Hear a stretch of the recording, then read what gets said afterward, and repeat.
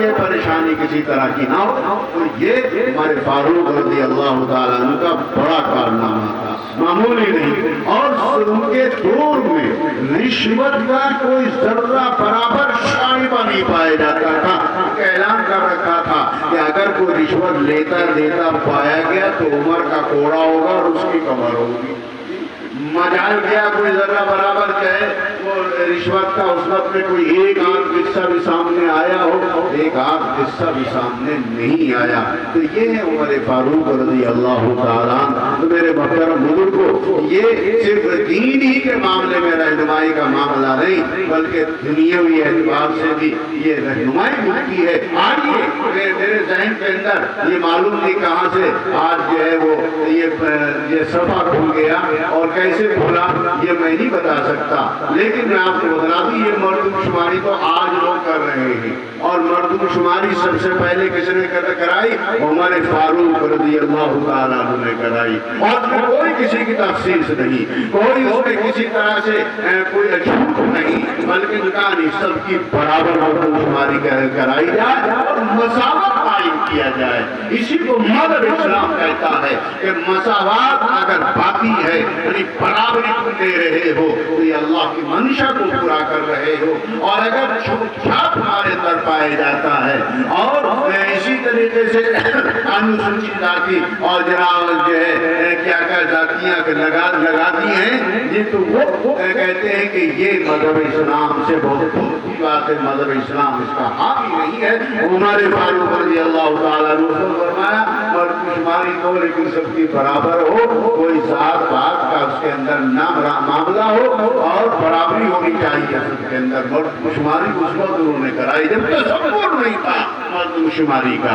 تو میرے دوست یہ دنیا بھی رہنمائی نہیں ملتی ان سے تو کیا ملتی ہے؟ تو ایسے عمر فاروق رضی اللہ تعالیٰ عنہ کے دور میں نظام کو چلایا گیا، اور جتنے بھی یہ آپ جانتے ہیں کہ جتنے ان کے دور میں فتوحات ہوئی ہیں وہ کسی کے دور میں نہیں ہوئی، نہ پہلے نہ بعد میں، لیکن ان فتوحات ہو گئی تو آپ فتوحات کے بعد یہ نہیں سوچا کہ میرے کنٹرول کے اندر سب رہے، نہیں بلکہ صوبوں کو بنانے والے، صوبوں کی تقسیم کرنے والے عمر فاروق رضی اللہ تعالیٰ جنہوں نے صوبے بنا دیے اور ایک اپنا گورنر وہاں بٹھا دیا، اور گورنر کے لیے بھی آپ جانتے ہیں کیا اصول تھے، جو کہا دیکھو کسی کی شکایت نہیں آنی چاہیے، ایک عام آدمی بھی آپ سے ناراض نہیں ہونا چاہیے، اور اگر کسی ایک عام آدمی نے شکایت کر دی اس کو گورنر سے فوراً معذور کر دیا کرتے تھے۔ یہ رہنمائی نہیں ملتی تو کیا ملتی ہے؟ یہ ہے کوئی بڑا نہیں، کوئی چھوٹا نہیں، کوئی غریب نہیں، کوئی امیر نہیں، کسی کے ساتھ کوئی بھید بھاؤ کرنے کا معمول نہیں رہا۔ عمر فاروق رضی اللہ تعالیٰ عنہ کا معاملہ رہا ہے۔ بہرحال میرے محترم بزرگوں، یہ دنیاوی اعتبار سے بھی رہنمائی ملتی ہے، اور یہ عمر فاروق رضی اللہ تعالیٰ معمولی انسان نہیں ہے، اس لیے کہ آقائے نامدار سرور کائنات جناب محمد رسول اللہ صلی اللہ علیہ وسلم کی اگر ایک جھلک کسی کو ایمان کے ساتھ دیکھنے کو مل گئی تو وہ انسان صحابی کہلاتا ہے، اور ایک معمولی سے صحابی کا مقام اتنا بڑا ہے، اتنا بڑا ہے میرے محترم بزرگوں، ساری دنیا کے اخبار، ساری دنیا کے لوگ اور ساری دنیا کے کتب مل کر ایک صحابی کے برابر نہیں ہو سکتے ہیں۔ صحابی کا تو وہ مقام ہے میرے محترم بزرگوں، یہ صحابہ کرام رضوان اللہ تعالیٰ اجمعین کا تو سب کا کیا حال ہوگا میرے محترم بزرگوں، ایک صحابی کے برابر یہ سارے مل کر نہیں ہو سکتے ہیں۔ تو یہ صحابی کا معاملہ ہے، اور یہی صحابہ کرام رضوان اللہ تعالیٰ اجمعین ہیں جن پر سب کو شک کرنا آج کے دور میں ایک طبقے کا ایک مشورہ ہو گیا ہے۔ میرے محترم بزرگوں، انہی کی شان اگر قرآن پاک پڑھیں گے، اگر قرآن پاک کا مطالعہ کریں گے اور قرآن پاک کو اٹھائیں گے تو آپ کو اگر قرآن پاک کے اندر یہ لکھا ہوا مل رہا ہے اولئک هم المفلحون، یہی لوگ سب سے زیادہ کامیاب، تو اس کے مصداق اگر کوئی ہے تو وہ صحابہ کرام رضوان اللہ تعالیٰ اجمعین پہلے ہیں، اس کے بعد پھر اور کا نمبر ہے۔ اگر قرآن پاک کے اندر کہیں لکھا ہوا ہے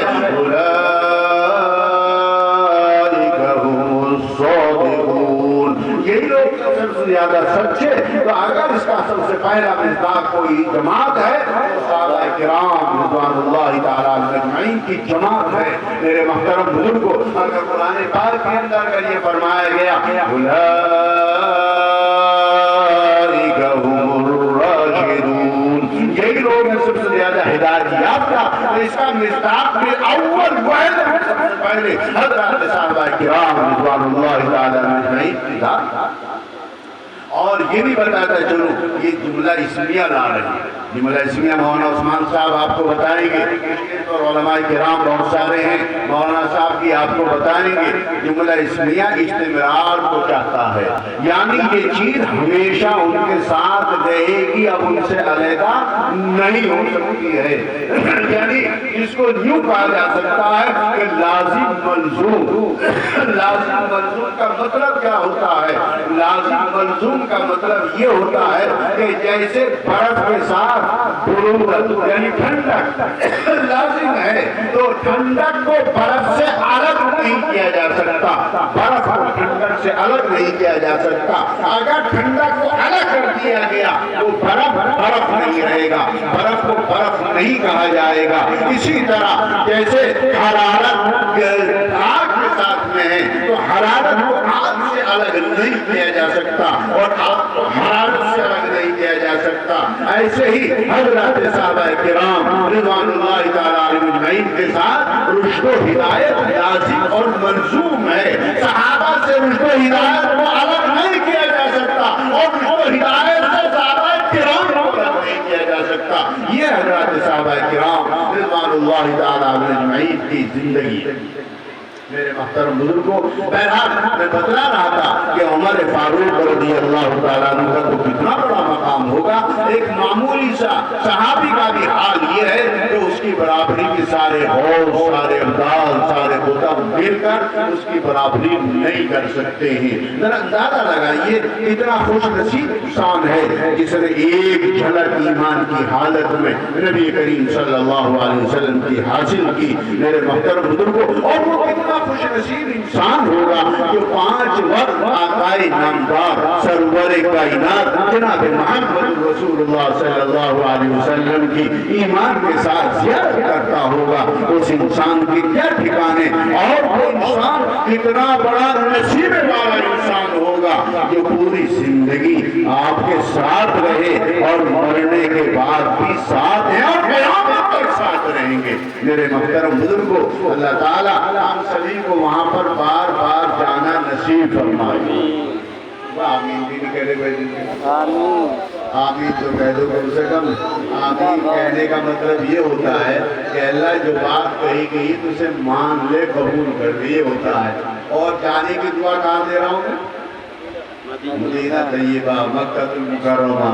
جی وہاں جانے کی دعا دے رہا ہوں. تو وہاں ہر کس ناکس نہیں جاتا، جس کو اللہ بلاتا ہے وہی جاتا ہے. صحیح سی جگہ کے بلانے کی دعا دی جائے تو آمین تو کہنا ہی چاہیے. اللہ تعالی ہم سبھی کو وہاں پر بار بار جانا نصیب فرمائے. آمین. میرے محترم بزرگ، وہاں جانے کے بعد ایمان کے اندر کتنی بڑی تازگی پیدا ہوتی ہے. جا کر دیکھیے آپ کو اللہ اکبر، آقائے نامدار سرور کائنات جناب محمد رسول اللہ صلی اللہ علیہ وسلم کا رخ قبلے کی طرف کو ہے. تو آقائے رحمت صلی اللہ علیہ وسلم جو ہے وہ تو قبلے کی طرف کو منہ کیے ہوئے ہیں، اور حضرت ابو بکر صدیق رضی اللہ تعالیٰ ان کے بعد میں ہیں، اور ان کا وہ سر جو ہے آقا رحمت صلی اللہ علیہ وسلم کے کاندھے کے سامنے ہے. تو میرے محترم بزرگوں، اسی طرح پھر عمر فاروق رضی اللہ تعالیٰ عنہ کا لے لیجیے. عمر فاروق رضی اللہ تعالیٰ عنہ کا بھی چہرہ یہ وہاں ہے جہاں حضرت ابو بکر صدیق رضی اللہ تعالیٰ عنہ کا کاندھا ہے. اس طرح استراحت فرما رہے ہیں، اس طرح آرام فرما رہے ہیں. میرے محترم بزرگوں، گویا محبوب خدا اور محبوب مصطفیٰ کس کی نظر میں ہے؟ عمر فاروق رضی اللہ تعالیٰ عنہ کی نظر میں ہے. یہ معمولی چیز نہیں ہے. اس لیے میں نے کہا وہاں جانے کے بعد انسان کو جو ہے وہ دیکھنے کے بعد اس کا یقین آتا ہے. اللہ اکبر. اور میرے دوستو، وہیں سے اس بات کا اندازہ ہوتا ہے کہ اگر مرنے کے بعد بھی حضرات ساتھ میں ہیں ہیں اور میرے محترم بزرگوں وہ جب یہ اٹھائے جائیں گے اس وقت بھی ساتھ ساتھ اٹھائے جائیں گے. آپ ذرا سوچئے اس قیامت کے روز قیامت کے دن کے قیامت میں جو ہے کیسے اٹھایا. کوئی انسان اپنے بھائی کے ساتھ اٹھایا جائے گا, کوئی انسان اپنے باپ کے ساتھ اٹھایا جائے گا, کوئی انسان اپنے استاد کے ساتھ اٹھایا جائے گا, کوئی انسان اپنے پیر کے ساتھ اٹھایا جائے گا, کوئی انسان اپنے دوست کے ساتھ اٹھایا جائے گا, کوئی انسان اپنے خاندان والوں کے ساتھ اٹھایا جائے گا. مگر وہ کتنے خوش نصیب ہیں حضرت ہمارے فاروق رضی اللہ تعالیٰ, حضرت ابوبکر صدیق رضی اللہ تعالیٰ, جو آقائے نامدار سرور کائنات جناب محمد رسول اللہ صلی اللہ علیہ وسلم کے ساتھ اٹھائے. سبحان اللہ. تو میرے محترم بزرگوں یہ وہاں انسان کو یقین ہو جاتا ہے کہ بھائی جو زندگی میں بھی ساتھ رہے اور مرنے کے بعد بھی ساتھ میں ہے تو قیامت کے روز بھی ساتھ ہی رہیں گے اور قیامت کے بعد بھی ساتھ رہیں گے.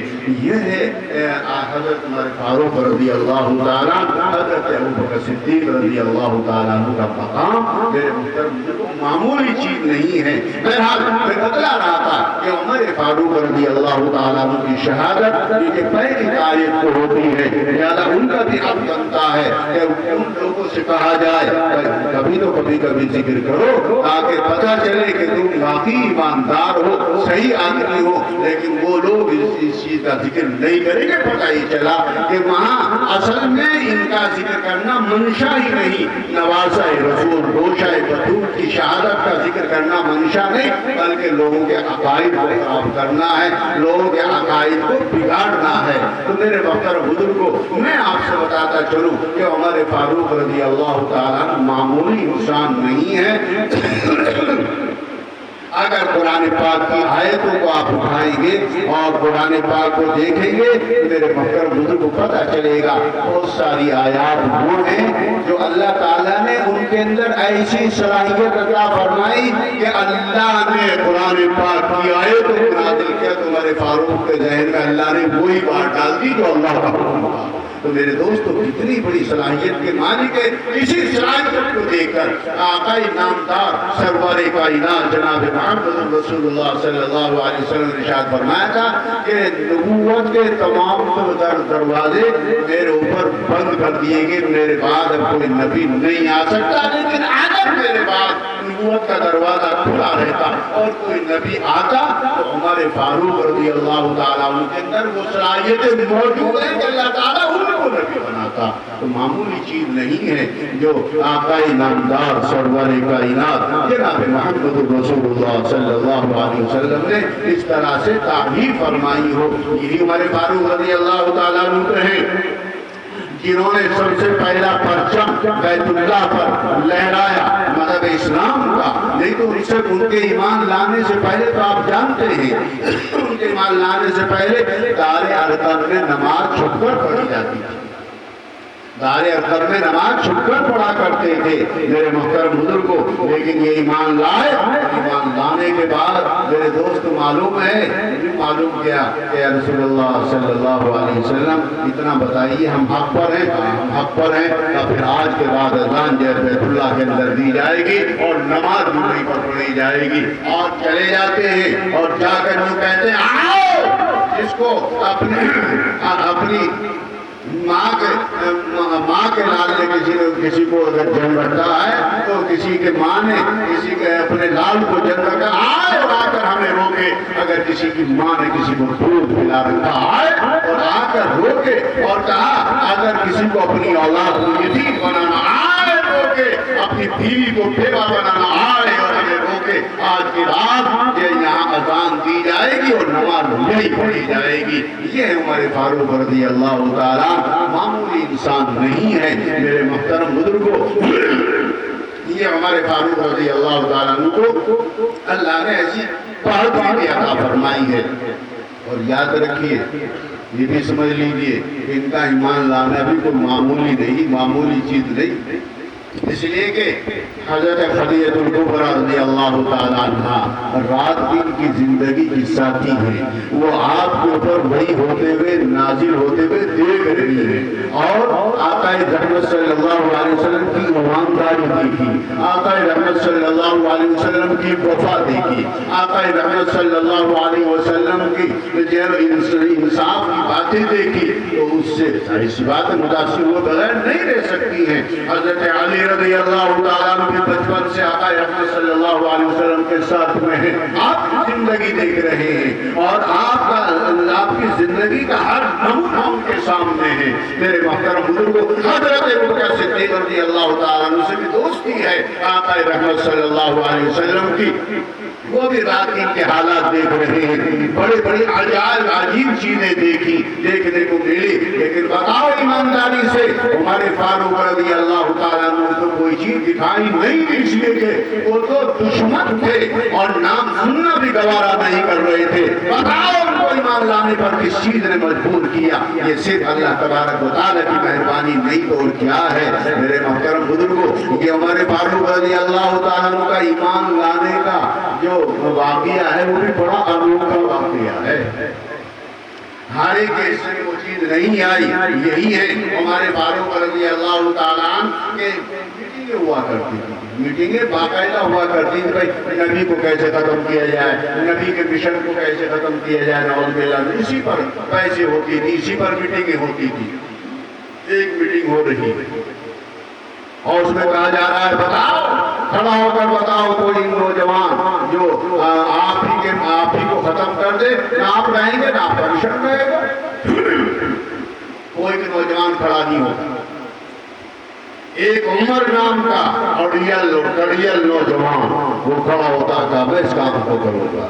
سب لوگوں کی نظریں ان کی طرف اٹھی ہوئی تھی، کہا ہماری نظریں تو پہلی سے آپ کی طرف اٹھی ہوئی تھی کہ آپ سے زیادہ بہادر اس مجمع کے اندر کوئی دوسرا نہیں، آپ اس کام کو کر سکتے ہیں۔ لہذا انہوں نے شاباشی دی اور ان کو کہہ دیا اچھا اس کام کو کرو، اور یہ ننگی تلوار لے کر تیزی کے ساتھ جا رہے ہیں۔ میرے محترم بزرگوں، ذرا اندازہ کیجئے کیسا وقت ہوگا، کیا سما ہوگا۔ وہ وہاں راستے کے اندر حضرت سعد رضی اللہ تعالیٰ مل جاتے ہیں اور کیونکہ عمر کیا بات ہے، آج ننگی تلوار لے کر بڑی تیزی کے ساتھ میں چلے جا رہے ہیں، کیا وجہ ہے؟ وہ کہا تمہارے نبی کا کام تمام کرنے جا رہا ہوں۔ ان کی زبان سے نکل گیا کہ ہمارے نبی نے آپ کا کچھ بگاڑا ہے؟ آپ جناب فوراً ایک پیش مار کر کہتے ہیں اچھا معلوم ہوتا ہے تم انہی کی جماعت کا آدمی ہے، لاؤ چلو ان سے تو بعد میں نمٹوں گا، پہلے تمہارے سے نمٹوں۔ اور تلوار ننگی تلوار تو لے ہی رہتی جیسے اٹھائی، یہ حضرت سعد رضی اللہ تعالیٰ عنہ کی تلوار کے ساتھ نہیں مگر میان اور میان سے ڈھونڈ کے نکالی کہ میں بھی کوئی تمہارے سے کم نہیں۔ یہ کہا دونوں کی تلواریں چلنے کو تیار تھی۔ حضرت سعد رضی اللہ تعالیٰ عنہ کو ان کی بہن کا قصہ کا پتہ تھا، یا انہوں نے کہا ارے جاؤ گیا تم میرا کام بعد میں کرنا، میرے نبی کا کام بعد میں کرنا، پہلے اپنی بہن اور بہنوئی کی تو خبر لے لو، وہ بھی ہمارے ہو چکے ہیں۔ اور وہ غصہ تھا وہ تو بالکل 10 گنا زیادہ بڑھ گیا، پارا اور زیادہ چڑھ گیا، اور یہ چلتے ہیں واپس آ جاتے ہیں، بجائے ادھر کے چلنے کے ادھر کو چلتے ہیں اور بہنوئی کے گھر جا کر دستک لیتی ہیں۔ اس وقت میں اتفاق سے وہ قرآن پاک کی تعلیم کو حاصل کرتے ہیں، قرآن پاک کے سیکھنے کی جو ہے وہ آواز آ رہی تھی۔ میرے محترم بزرگ یہ آواز جیسے کنڈی کھٹکھٹاتے ہیں، فوراً ایک دم جو ہے وہ بہن آتی ہے اور آ کر دیکھتی ہیں کہ اچھا یہ تو میرا بھائی ہے، اور معلوم ہوتا ہے کہ کسی نے ان کو بتا دیا۔ اس کے بعد فوراً اب چارہ تو کوئی تھا نہیں نہ کھولنے کا، دروازہ کھولتے ہیں، دروازے میں کے ساتھ ساتھ دیکھتے ہیں، بہن کو بھی دیکھتے ہیں، بہنوئی کو بھی دیکھتے ہیں، فوراً کہتے ہیں کہ معلوم ہوتا ہے تم نے بھی اپنے آباء و اجداد کے دین کو چھوڑ دیا اور محمد کے دین پر تم بھی چلے گئے۔ میرے محترم بزرگوں، بہنوئی کے زبان سے الفاظ نکل گئے کہ اگر دوسرے کا مذہب اگر حق ہو، دوسرے کا دین اگر حق ہو، اس کو اپنانے میں کیا حرج کی بات ہے۔ اتنا سننا تھا، غصہ تو پہلے ہی سے مارنا شروع کرتے ہیں، اور کتنا مارتے ہیں کہ بہنوئی جو ہے نوجوان ہو جاتا ہے۔ جب بہنوئی نوجوان ہو جاتا ہے، بہن کھڑی ہوتی ہے اور کہتی ہے کیا بہنوئی کو مار کر تم لوگے؟ عمر کیا کر رہے ہو؟ بہن کو بھی مارنا شروع کیا. بہنوں بھی لہوبان ہو جاتا ہے, بہن بھی لہوبان ہو جا رہی ہے, مگر بہن بھی انہی کی تھی. وہ آپ ذرا سنبھلتی ہے, اپنے آپ کو سنبھالتی ہے اور سنبھال کر یوں کہتی ہے, عمر کیا تمہیں پتا نہیں ہے کہ خطاب کا خون تمہاری رگوں کے اندر دوڑ رہا ہے, اسی خطاب کا خون میری رگوں کے اندر دوڑ رہا ہے. اگر تم اپنے کفر اور شرک کی گندگیوں کے اندر ملوث ہو, اس میں پختہ ہو, رہو پختہ, لیکن ہم ایمان ڈر چکے ہیں, اسلام قبول کر چکے ہیں. دنیا کی کوئی طاقت ہمیں اس سے ہٹا نہیں سکتی ہے, ہماری جانیں تو جا سکتی ہیں مگر ایمان سے ہٹایا نہیں جا سکتا.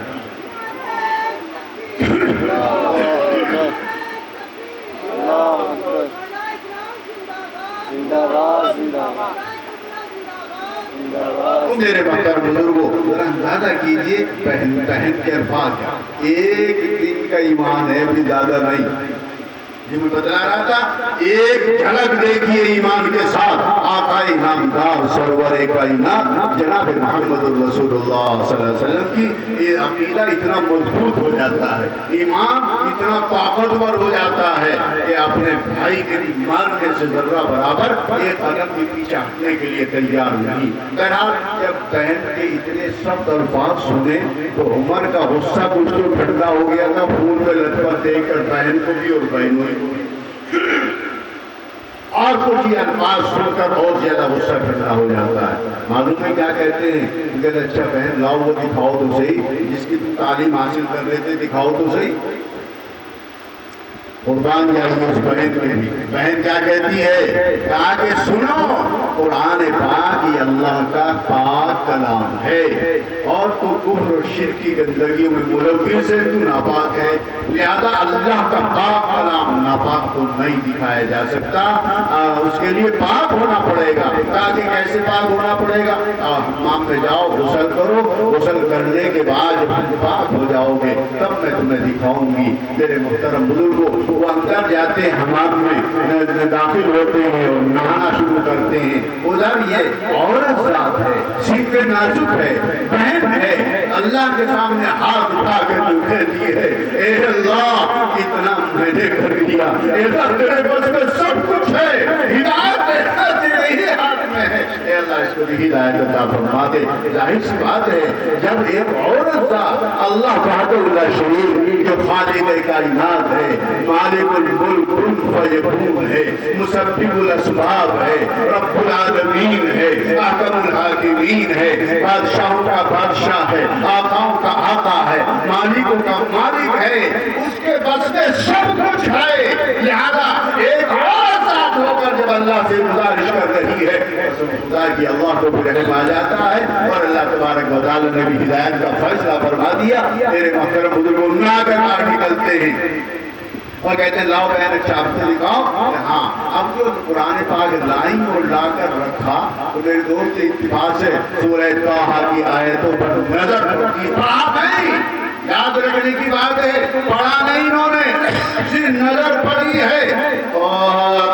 أنزلنا عليك القرآن لتشقى تنزيلا ممن خلق الأرض والسماوات العلى الرحمن على العرش استوى.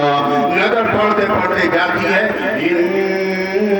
إنني أنا الله لا إله إلا أنا فاعبدني وأقم الصلاة لذكري.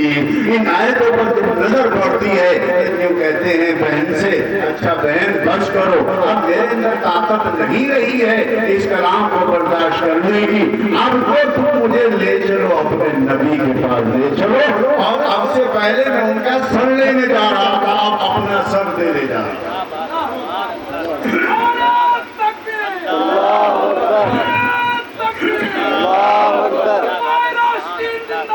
زندہ باد, زندہ باد, زندہ باد, زندہ باد, زندہ باد. یہ ہے عمر فاروق رضی اللہ تعالیٰ. اللہ اکبر, لا الہ الا اللہ, لا الہ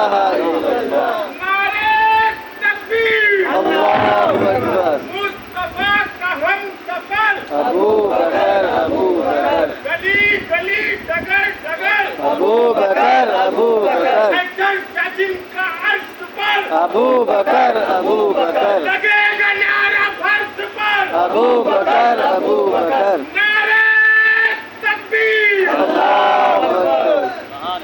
तो मेरे मोहतरम बुजुर्ग को ये आप अंदाजा कीजिए, कुरान पाक पर नजर पड़ते ही अंदर की काया पलट जाती है, अंदर की हालत बदल जाती है।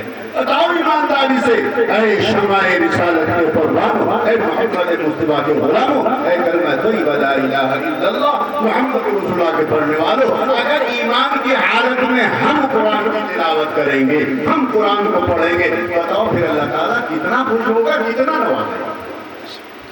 जब नजर डालने से अल्लाह ताला अंदर की हालत बदल सकता है, तो तिलावत करने से कैसे बदली जाएगी हालत। लेकिन हमने तो उसे छोड़ ही दिया, कुरान पाक को हम पढ़ते नहीं, तिलावत नहीं करते। मेरे मोहतरम बुजुर्ग ने तिलावत करनी। अब वाक़या सुनिए, मैं जो बता रहा था, अनोखा वाक़या इनके ईमान लाने का।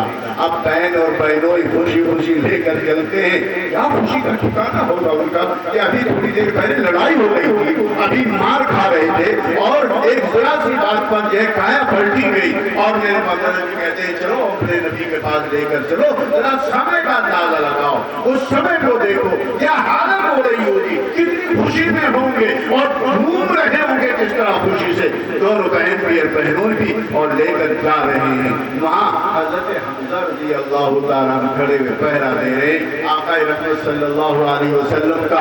मेरे दोस्तों, उनकी नजर पड़ती है, या रसूलल्लाह ये तो उमर आज आ रहे हैं, तो सब लोग मुझे कहते हैं हाँ भाई आ रहे हैं, तो हजरत हमजा रज़ी अल्लाह ताला की जुबान से जुमला निकलता है कि सुनो, अगर उमर नेक नियति से आ रहा है तो हमारा भाई है, और अगर खुदा न खास्ता नियत में कोई तब्दीली है तो उसी की तलवार होगी, उसी का सर होगा। ये हजरत हमजा रज़ी अल्लाह ताला, हजरत हमजा रज़ी अल्लाह ताला भी मेरे मोहतरम बुजुर्गों कोई मामूली इंसान नहीं है। हमने वो बात बतला रहा था, फिर रह जाएगी। हजरत हमजा रज़ी अल्लाह ताला का जिक्र आया तो उनके भी वाक़े को फिर बतलाने को जी चाहता है, मगर क्योंकि बात दूसरी बतलाना चाहता हूँ। बहरहाल वहाँ गए और आका रहमत सल्लल्लाहु अलैहि वसल्लम को जब इसकी इत्तला दी जाती है, मेरे मोहतरम बुजुर्गों आका रहमत सल्लल्लाहु अलैहि वसल्लम भी झूठ और आका रहमत सल्लल्लाहु अलैहि वसल्लम ने अपने सीने से लगाया और तर्फा पढ़ाया। उस पर सबसे पहला नारे तकबीर जिसको आप लगा रहे हैं, इस पर ये बात भी याद आ गई कि नारे तकबीर सबसे पहले हुआ बुलंद हुआ। बताओ ईमानदारी से ये किसके नाम पर सबसे पहले नारा लगाया गया? उमर फारूक रज़ी अल्लाह ताला के ईमान जाने पर सबसे पहले नारा लगाया गया। मेरे मोहतरम बुजुर्गों, ये नारे लगाने कोई बिदअत नहीं है, ये तो आका रहमत सल्लल्लाहु अलैहि वसल्लम के वहाँ से साबित है। तो बहरहाल वहाँ सबसे पहले नारा लगाया गया और उसी वक्त है, उसी वक्त का वाक़या है। आका रहमत सल्लल्लाहु अलैहि वसल्लम जैसे कलमा पढ़ाया, मेरे दोस्तों अब ये पूछते हैं या रसूलुल्लाह हक पर है ना? हाँ बिल्कुल हक पर है। अच्छा चलो बैतुल्लाह चलते हैं, आज के बाद बैतुल्लाही में अदान पढ़ी जाएगी, बैतुल्लाही के अंदर नमाज पढ़ी जाएगी। मेरे मोहतरम बुजुर्गों, ये हमारे फारूक रज़ी अल्लाह ताला और जाकर उनको ललकारा, और ललकार के एक भी आदमी सामने हिम्मत नहीं की किसी ने खड़े होने की। मेरे मोहतरम बुजुर्गों, उस वक्त से शुरू हुई है अज़ान और तकबीर मज़हब इस्लाम की उमर फारूक रज़ी अल्लाह ताला के ललकार के बाद, और आज तक जारी है और क़यामत तक जारी रहेगी। आज से पहले भी अगर किसी ने वहाँ के बारे में कोई नज़र उठाई है, अल्लाह ने आज से पहले उनकी नजरों को फोड़ा है, और आज भी वही अल्लाह है जिसने इससे पहले उनकी नजरों को फोड़ा, वही अल्लाह आज भी है। आज भी अगर कोई बदनीयती से वहाँ जाएगा, बदनीयती से कोई इरादा करेगा या वहाँ पर वो नुकसान पहुँचाने की कोशिश करेगा, बस खुदा की अल्लाह ताला उसका बदला खोल दे। अल्लाहु अकबर। गूंजेगा ये नारा गली गली, अबू बकर उमर उस्मान अली। तो मेरे मोहतरम बुजुर्गों, ये अंदाजा कीजिए कि उमर फारूक रज़ी अल्लाह ताला अन्हु की कितनी बड़ी शख्सियत है और उन्हीं का कारनामा है। ये तो मैंने अदान को बताया और जमात को बताया, एक उन्हीं का कारनामा ज़लज़ला आ जाता है ज़मीन पर, मदीना तैयबा की ज़मीन पर ज़लज़ला, और उस वक्त जो है उमर फारूक रज़ी अल्लाह ताला कोड़ा मारते हैं, اور کہتے ہیں اسکن اسکن اسکن باذن اللہ، بس یہ الفاظ کہنے تھے۔ میرے دوستو آج تک وہاں زلزلہ نہیں آیا اور قیامت تک زلزلہ نہیں آیا۔ یہ ہے عمر فاروق رضی اللہ تعالیٰ، معمولی انسان نہیں ہے۔ بہرحال ان کا واقعہ بھی میں نے آپ کے سامنے رکھ دیا، لیکن اگر آپ ان کی شہادت کو سنیں گے وہ بھی عجیب شہادت، کیونکہ عجیب شہادت ہے۔ اگرچہ ٹائم بھی ذرا سا یہ قریب آ رہا ہے، لیکن میں شہادت کو تو بتائی دوں۔ جب شہادت کا ذکر آیا شروع میں تو شہادت کو بتلا دوں، کتنا عجیب انوکھا واقعہ ہے۔ اور یہ بھی ہے، اور بادشاہ میں اور رعایا میں کیا فرق ہونا چاہیے وہ بھی سیدھا سبق ملے گا، رہنمائی ملے گی۔ عمر فاروق رضی اللہ تعالیٰ عنہ کے پاس فیروز نامی پارسی آتا ہے اور آ کر کے اپنے مالک کی شکایت کرتا ہے اور یوں کہتا ہے کہ امیر المومنین، میرا جو مالک ہے مجھ سے ٹیکس زیادہ لے رہا ہے اور میرے اندر اتنی ہمت نہیں ہے کہ میں اس کا ٹیکس وہ ادا کر دوں۔ لہذا عمر فاروق رضی اللہ تعالیٰ عنہ نے سن کر یوں کہا کہ تمہارا جو ہنر ہے اور تمہاری جو کاریگری ہے وہ تو بہت ہی شاندار ہے، میں نے سن رکھا تمہاری کاریگری، لہذا اس کے اعتبار سے یہ ٹیکس کوئی زیادہ نہیں ہے۔ اور اس کی مرضی کے تو خلاف تھی بات، لہذا وہ پہلے سے بھی نام سے جلتا تھا اور دیکھتا سنتا تھا کیسے بھائی آج فلاں جگہ فتح ہوگی، آج فلاں شہر فتح ہوگی، آج فلاں شہر فتح ہو گیا، اس سے پڑتا تھا وہ انسان۔ لیکن مجبور ہو کر شکایت کرنے آیا، شکایت کو اس کی مرضی کے خلاف بات کہہ دی۔ امیر المومنین عمر فاروق رضی اللہ تعالیٰ عنہ نے اس کا پارا دے کے کال چڑھا ہوگا تو غصے میں اور آ گیا۔ ادھر عمر فاروق رضی اللہ تعالیٰ عنہ کو اس کے ہنر کا پتہ تھا، وہ کہتے بھائی معلوم ہوا ہے شاندار چکی بناتے ہو، یار ایک چکی ہمارے لیے بھی بنا دو۔ تو وہ لوگ اس غصے میں کی حالت میں جو جواب دیتا ہے وہ سننے کے لائق ہے۔ جو کہتا ہے امیر المومنین آپ کے لیے تو ایسی چکی بناؤں گا کہ دنیا میں کوہرام مچ جائے گا، تو دنیا میں کوہرام مچ جائے گا اس چکی کا، ایسی چکی بناؤں گا۔ میرے محترم بزرگوں، اللہ اکبر، عمر فاروق رضی اللہ تعالیٰ عنہ کی فراست کی داد دیجیے۔ اتقوا بفراست المؤمن فإنه ينظر بنور اللہ، مومن کی فراست سے ڈرو اس لیے کہ وہ براہ راست اللہ کے نور سے دیکھتا ہے۔ تو عمر فاروق رضی اللہ تعالیٰ عنہ پکے سچے ایمان والے تھے، لہذا ان کی فراست کے کیا کہنے جس کی تعریف آقا رحمت صلی اللہ علیہ وسلم نے بھی کر دی ہو، لہذا وہ فراست سے اپنی سمجھ جاتے ہیں کہ مجھے قتل کی دھمکی دے رہا۔ وہ انسان تو چلا گیا، لیکن جو وہاں پر بیٹھے ہوئے تھے حواریین، بیٹھے ہوئے تھے مجلسین، تو میرے دوستوں ان سب کے سامنے حضرت عمر فاروق رضی اللہ تعالیٰ عنہ نے اس کے اظہار بھی کر دیا اور یوں کہا کہ معلوم ہے یہ شخص مجھے قتل کی دھمکی دے کر گیا۔ حضرت علی رضی اللہ تعالیٰ عنہ موجود ہیں کہ ان میں آپس میں پیار تھا، کتنا پیار تھا اس کو لوگ نہیں جانتے، اور وہ لوگ اسی لیے ان کو آپس میں الگ الگ کرنا چاہتے ہیں۔ حضرت علی رضی اللہ تعالیٰ عنہ نے ارشاد فرمایا امیر المومنین اگر آپ ارشاد فرمائیں میں بھی گرفتار کرتا ہوں اسے اور اس کا سر قلم کر دیتا ہوں۔ امیر المومنین ہمارے فاروق رضی اللہ تعالیٰ نے ارشاد فرمایا نہیں، ابھی یہ اس کا گناہ وجود میں نہیں آیا، اس کا گناہ وجود میں نہیں آیا، جب تک وجود میں نہ آ جائے تو سزا کے لائق نہیں ہے۔ علی یہ تو میں جانتا ہوں کہ تم محبت میں کہہ رہے ہو، تمہاری محبت کا بہت بہت شکریہ، مگر مذہب اسلام کا یہ حکم نہیں ہے۔ یہ ہے ہمارے فاروق رضی اللہ تعالیٰ۔ آج کے دور کے اندر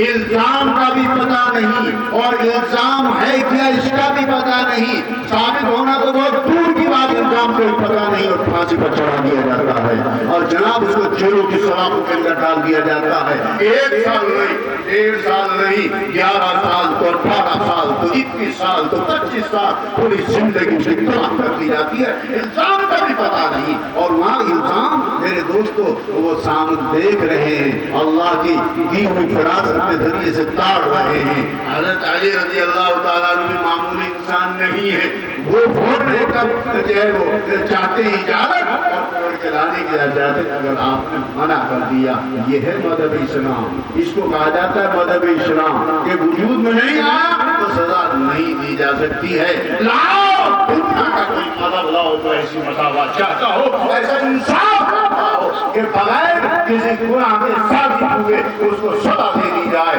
ایسا میرے دوست کسی کے یہاں نہیں ملا۔ ہاں مذہب اسلام کے اندر ملے گا، یہی مذہب اسلام کی سچائی ہے اور یہی مذہب اسلام کی تبلیغ کہلاتی ہے۔ میرے محترم بزرگوں، بہرحال عمر فاروق رضی اللہ تعالیٰ عنہ نے منع کر اور یہ گیا اور اپنا اس نے پلان بنانا شروع کر دیا۔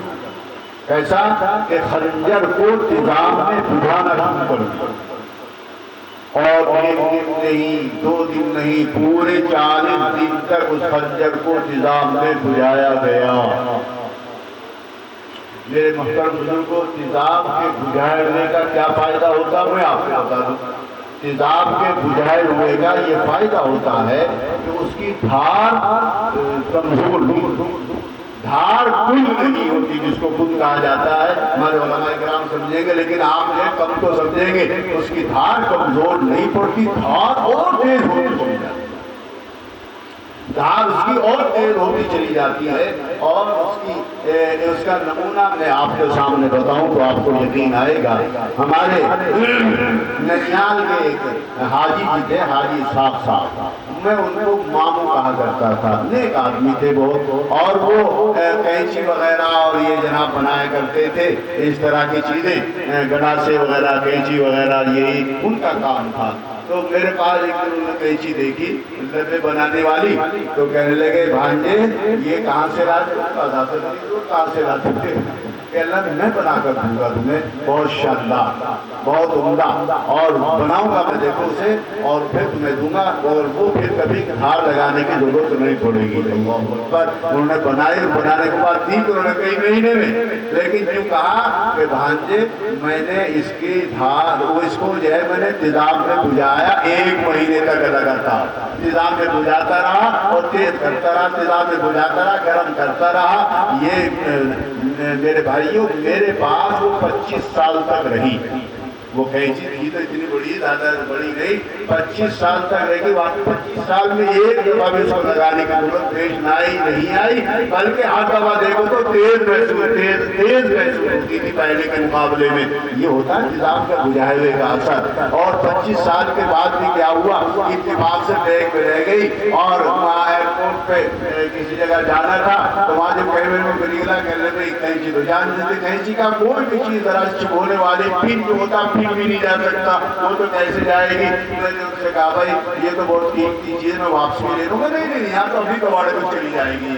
بہت منت سماجت کی ان سے، بھائی آپ پیسے لے لیجیے، اس کا کرایہ لے لیجیے رکھنے کا، واضح نہیں یہ تو اب یہ تو میں سفر ملتوی کرتا ہوں، اس کی وجہ سے اسی کو چھوڑ دیا میں نے۔ 25 سال کے بعد بھی ان بےایمانوں نے وہ چھین لی۔ تو میرے بھائیوں آپ یاد رکھیے 25 سال میں ایک دفعہ بھی لگانے کی ضرورت نہیں پیش آئی، یہ ہے کہ آپ کے بجھانے کا اثر۔ اور وہ 40 دن تک گزارا رہا، 40 دن تک تیزاب میں گزارا، اس کا کیا حال ہوگا۔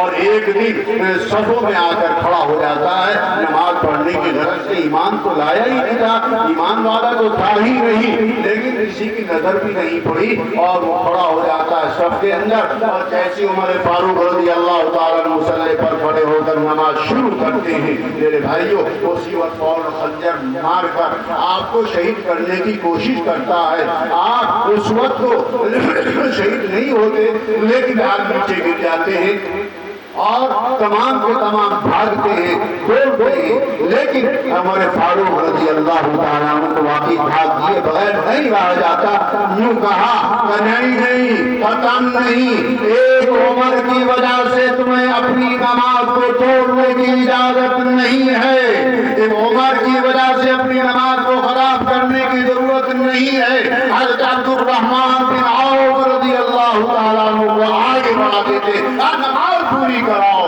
عمر کی ضرورت نہیں، عمر کو تمہیں دیکھنے کی ضرورت نہیں، नमाज के बाद देखना। मेरे दोस्तों, ये है उमर फारूक रज़ी अल्लाह ताला अन्हु का कमाल। अपनी जान देना गवारा कर रहे हैं, इस जान शहादत नोश फरमा रहे हैं, और ऐसी हालत में भी नमाज को तोड़ने की इजाजत नहीं दे रहे हैं। यह है उमर फारूक रज़ी अल्लाह ताला। बदला गए, सबक दे गए। अगर कोई चीज प्यारी जान से हो सकती है तो नमाज है, लिहाजा नमाज को खराब नहीं किया जा सकता है।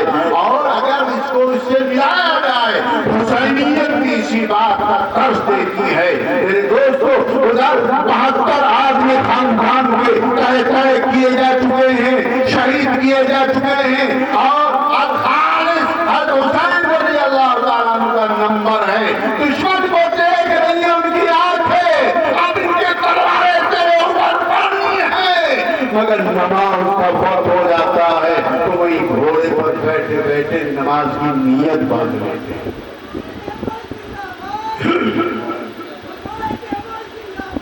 तो मेरे दोस्तों, आप अंदाजा लगाइए, हुसैनियत भी जो है इसी चीज का दर्श देती है, और फारूकियत भी इसी चीज का दर्श दे रही है कि जनाब नमाज को खराब नहीं किया जा सकता। मैंने बताया कि ऐसी हालत में जरा अंदाजा कीजिए, हमला किया जा रहा तो खुदा के दरबार में और खुदा के हुजूर पेश हो रहा हो। नमाज क्या है? खुदा के हुजूर में पेशी तो है।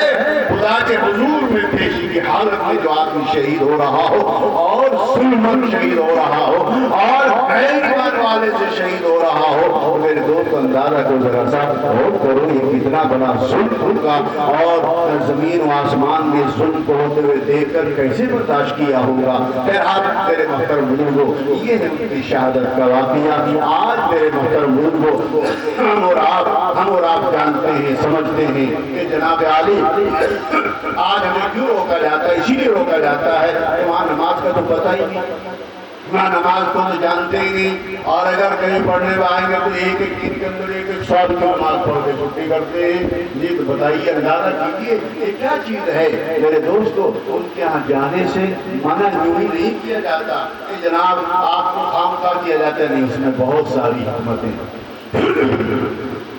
एक हिकमत को मैं आपको बताऊंगा। देखो, आकाई नामदार सरवर कायनात जनाब मोहम्मद रसूलुल्लाह सल्लल्लाहु अलैहि वसल्लम ने इरशाद फरमाया, मन तशब्बह बिकौमिन फहुवा मिनहुम, और कमा क़ाल अलैहि सलातु वस्सलाम, जो जिस कौम का तरीका इख्तियार करेगा उसका हासिल भी उसी कौम के साथ किया जाएगा।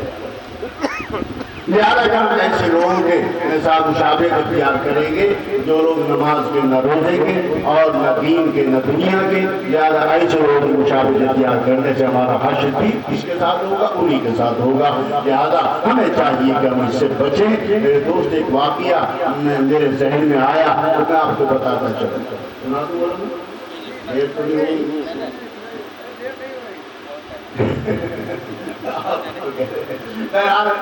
सुन लीजिए, एक वाक़या बड़ा अजीब, बड़ा अजीब। एक आलिम का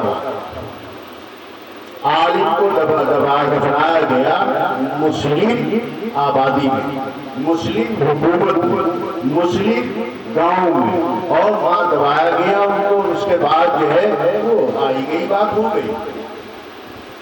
इत्तिफाक से वहाँ चंद दिनों के बाद एक और मौत हो गई।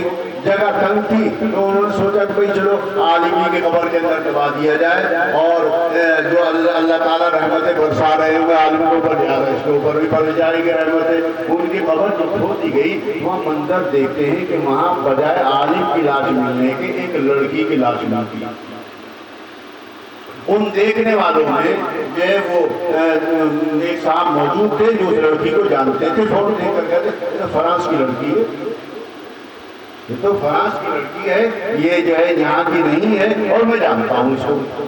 और उसके बाद कहा गया अच्छा अब चलो शहर के अंदर जाकर देखें, उस लड़की की कब्र देखें, उस लड़की की कब्र अपनी कब्र में मौजूद है कि नहीं।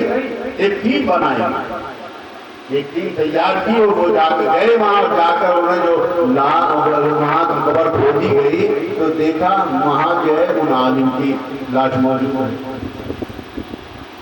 اب یہ مسئلہ ٹیڑھا ہو گیا بھائی، عالم کی لاش غیروں کے ملک میں چلی گئی اور غیر کے یہاں سے ایک لڑکی کی لاش یہاں آ گئی اور یہاں سے ایک عالم کی لاش وہاں چلی گئی۔ لہٰذا یہ اچھی بات نہیں ہے۔ وہ علماء کرام کے پاس میں گئے، علماء کرام کے پاس میں گئے تو انہوں نے کہا بھائی اس لڑکی کے بارے میں بھی اس کے گھر والوں سے بات پوچھو، وہ کیا بات کرتی تھی، اور عالم کے بارے میں اس کی بیوی سے پوچھو۔ پہلے لڑکی والوں سے معلوم کیا تو لڑکی والوں کو کہا بھائی وہ مذہب اسلام کو پسند کرتی تھی، مذہب اسلام کو پسند کرتی تھی اور کیوں کہتی یہ بات بھی اچھی ہے، مذہب اسلام کی یہ بات بھی اچھی ہے، مذہب اسلام کی یہ بھی خوبی ہے مذہب اسلام کے اندر، لہٰذا وہ مذہب اسلام کی تعریف کرتی تھی ہمارے سامنے۔ تو مذہب اسلام کو پسند کرنے کی وجہ سے اللہ تعالیٰ نے غیروں کے قبرستان سے نکال کر اس کو وہاں پہنچا دیا، عیسائی لڑکی تھی، لہٰذا اس کو وہاں پہنچا دیا۔